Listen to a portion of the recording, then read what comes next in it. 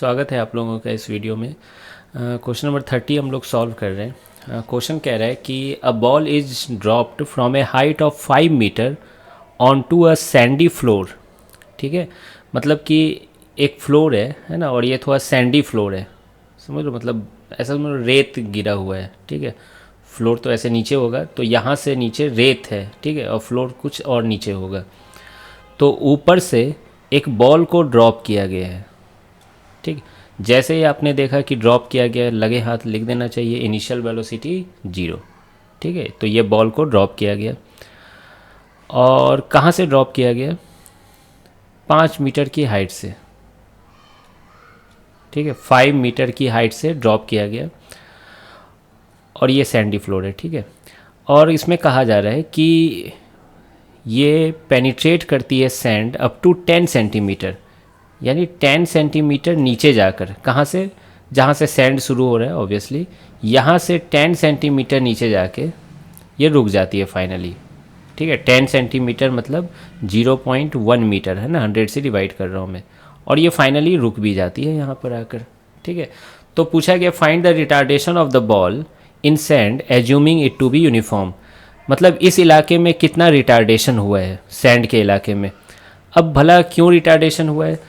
तो देखो, जब बॉल गिर रही है तो क्या उसके पास यहाँ आते आते एक वेलोसिटी भी मिल जाएगी कि नहीं? क्या कहते हो? एक वेलोसिटी भी तो मिल जाएगी, है ना। कितनी मिलेगी? √2gh, है ना, याद ही होगा। वैसे मैं अभी सॉल्व कर दूंगा कैसे आया √2gh, बाकी आप समझ ही रहे हो। तो इतनी अच्छी खासी वेलोसिटी है, स्पीड है, और वो जाकर जीरो हो गई है, तो वो कैसे जीरो हो सकती है? कुछ डी एक्सीलेशन हुआ होगा। आ रही है बात समझ में? तो ये कुछ है ना, इसी एक्सीलरेशन की वैल्यू निकालनी है, मतलब रिटार्डेशन की वैल्यू निकालनी है। निगेटिव एक्सीलरेशन को रिटार्डेशन कहते हैं। तो मैं इस मोशन को दो भाग में बांट रहा हूँ, ए से बी और बी से सी।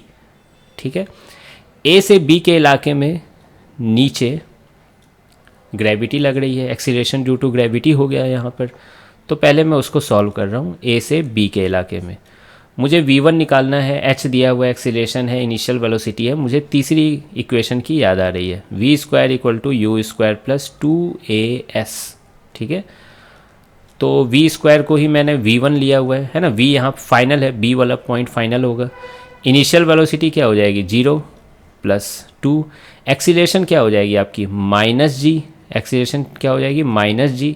क्यों? नीचे के डायरेक्शन को मैं निगेटिव ले रहा हूँ। ठीक है, नीचे के डायरेक्शन को निगेटिव ले रहा हूँ। एस की वैल्यू क्या हो जाएगी? What will be the value of S? S is displacement. Again नीचे के डायरेक्शन में मैं -5 ले रहा हूँ। आप चाहे तो अगेन प्लस ले सकते थे। ठीक है, कोई ऐसा कोई हार्ड एंड फास्ट रूल नहीं है। तो v1² की वैल्यू कितनी होगी? 5 × 10 × g।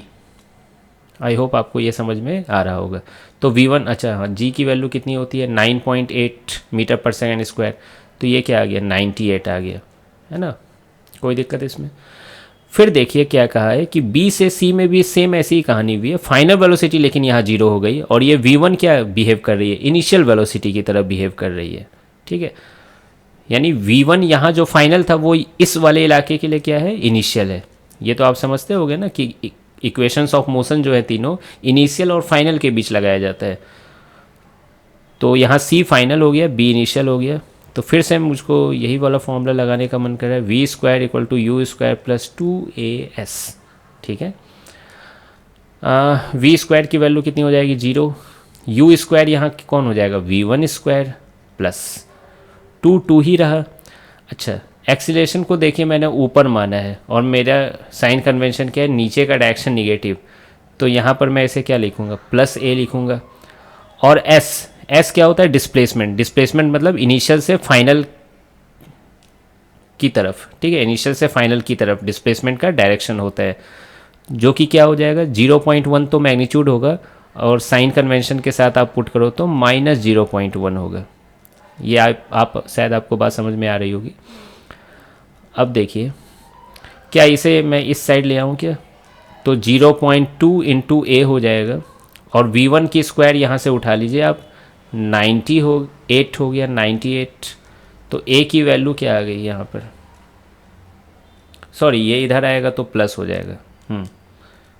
नहीं, इधर माइनस है तो इधर आके प्लस हो जाएगा। तो 98 डिवाइडेड बाय 0.2, तो 2 से 49 में कट जाएगा और 10 ऊपर जाके 0 एक ऐड हो जाएगा, 490 मीटर पर सेकेंड स्क्वायर। तो आई होप आपको ये समझ में आया होगा। अब बोलोगे कि सर ये रिटार्डेशन है, लेकिन आपका ये पॉजिटिव कैसे आ रहा है? ठीक है, तो बेसिकली बात ये है कि मैंने ए को रिटार्डेशन की तरह ही लिखा है। अगर मैं ए को नीचे लिख लेता तो ये माइनस हो आता, और इससे फिर पता चलता है कि अच्छा ये रिटार्डेशन है।